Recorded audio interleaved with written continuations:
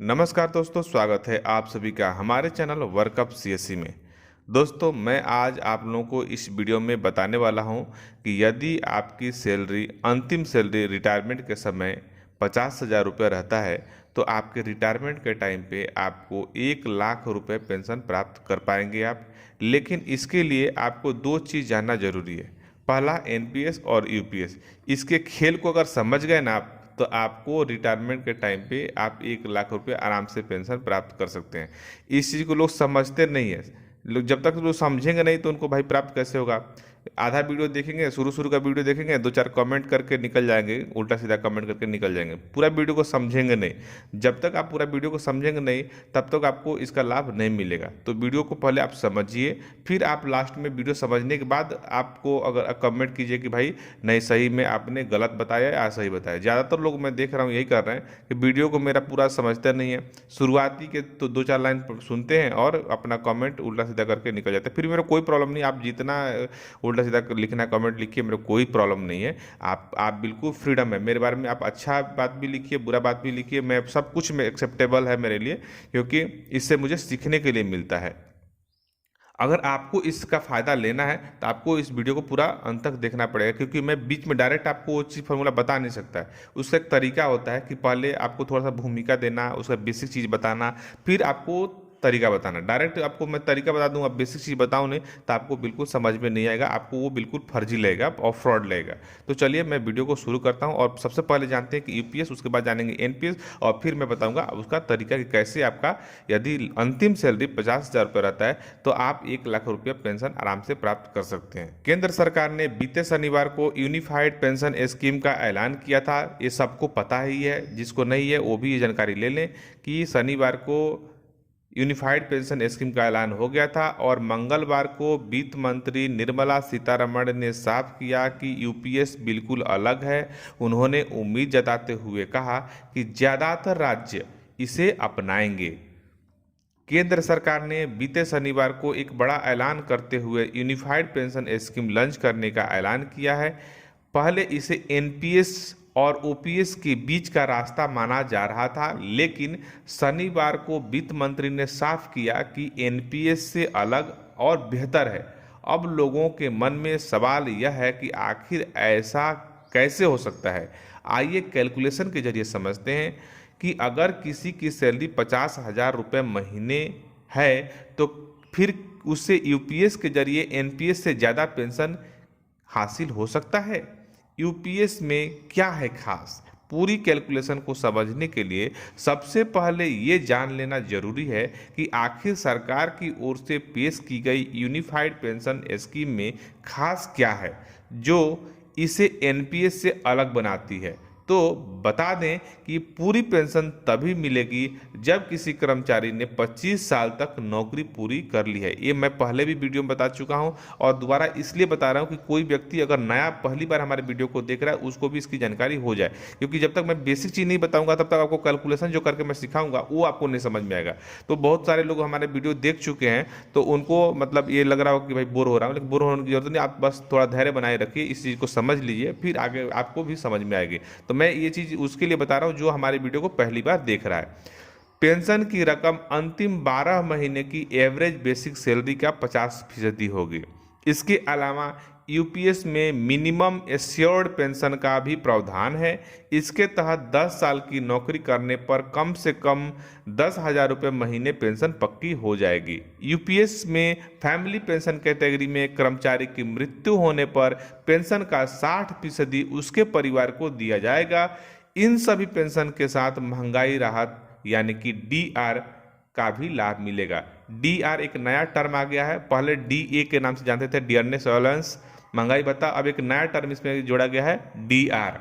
UPS और NPS में सबसे बड़ा अंतर क्या है, इस अंतर को भी समझ लीजिए। ये भी अंतर जो मैं आपको समझाऊंगा ये भी आपको कैलकुलेशन में काम आने वाला है। नेशनल पेंशन स्कीम और यूनिफाइड पेंशन स्कीम दोनों में बड़े अंतर की बात करें तो जहां एनपीएस में कर्मचारी अपने सैलरी का 10% कंट्रीब्यूशन करता है और सरकार की ओर से दिया जाने वाला अंशदान 14% होता है। कुल मिलाकर एनपीएस खाते में जमा होने वाला राशि कर्मचारी की सैलरी के 24% के बराबर होता है। ये चीज़ आप समझ गए। वहीं दूसरी ओर यूपीएस में कर्मचारी का 10% होती है और उसमें सरकार का कंट्रीब्यूशन 14% नहीं बल्कि 18.5% है। कुल मिलाकर यूपीएस अकाउंट में सैलरी का 28.5% जमा होगा। समझ गए ना। अब इसमें यूपीएस में 28.5 और एनपीएस में 24%। ये दो चीज़ आप याद रखिएगा क्योंकि ये दोनों ही आपको कैलकुलेशन में काम आने वाला है। पेंशन का कैलकुलेशन। अब बात करते हैं कि कैसे यूपीएस के जरिए कर्मचारी को एनपीएस से ज़्यादा पेंशन मिल सकती है। तो इसे एक कैलकुलेशन के आधार पे समझते हैं। एनपीएस में 50,000 रुपये की सैलरी के आधार पर कर्मचारी का हर महीने कंट्रीब्यूशन 10% के हिसाब से 5,000 रुपये। इस प्रकार 14% सरकार को 7,000 रुपये होता है। पहले भी मैं आपको इसीलिए बता रहा था कि पहले वाला जो मैं आपको टर्म बताया ना, डिफरेंस, जिसमें बताया था कि सरकार का कंट्रीब्यूशन 14% और एम्प्लॉय का कंट्रीब्यूशन 10%, 24% एनपीएस में होता है। मैं इसीलिए पहले समझा दिया था कि आगे हमको समझाना न पड़े। इससे एनपीएस अकाउंट में जमा होने वाला राशि 12,000 रुपये होगा। किसी का अगर 50,000 रुपया सैलरी था, मतलब सैलरी है किसी का एम्प्लॉय का 50,000 रुपया अगर सैलरी है, तो उसके एनपीएस खाता में कितना रुपये जमा होगा? 12,000 रुपये होगा। क्यों होगा? क्योंकि उसमें 10% एम्प्लॉय का कंट्रीब्यूशन होगा और 14% सरकार करेगी। 24%, 50,000 का 24% 12,000 रुपये होता है। नेशनल पेंशन स्कीम शेयर बाजार से लिंक योजना है। ये बात सबको पता है, नहीं है तो मैं एक बार फिर से बताता हूं कि नेशनल पेंशन स्कीम यानी कि एनपीएस शेयर बाजार से लिंक योजना है। इसमें भविष्य में क्या होगा इसकी कोई गारंटी नहीं है। ज़्यादा भी हो सकता है, कम भी हो सकता है। अगर कोरोना जैसे 2-4 और प्रॉब्लम आ गया तो कहानी समाप्त भी हो जाएगी। तो इसका कोई गारंटी नहीं है, इसमें सरकार की कोई गारंटी नहीं है। ये बहुत ज़्यादा भी मिल सकता है, बहुत कम भी मिल सकता है, अनसिक्योर्ड है। जिसमें कंट्रीब्यूशन करने पर रिटायरमेंट के वक्त 60% तक अमाउंट एक मुश्त निकाल सकते हैं।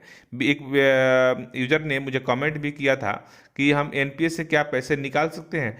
तो एनपीएस से फीसदी आप 60% तक एक मुश्त एक बार में रिटायरमेंट के समय में पूरा पैसा निकाल सकते हैं और बचा हुआ 40% को अमाउंट को एन्युटी जो पेंशन के लिए परचेज किया जाता है, खरीदने में इस्तेमाल किया जाता है। मान लेते हैं कि इसमें 8% का रिटर्न मिलता है। मान लेते हैं ऐसे, तो अगर मार्केट सही चला तो 15%, 20%, 12%, 10%, ऐसा ज़्यादा भी हो सकता है और नहीं भी हो सकता, कम 4-5% भी हो सकता है। लेकिन हम इस कैलकुलेशन को समझने के लिए, आपको समझाने के लिए एक मान लेते हैं कि 8% रिटर्न मिलता है। ठीक है।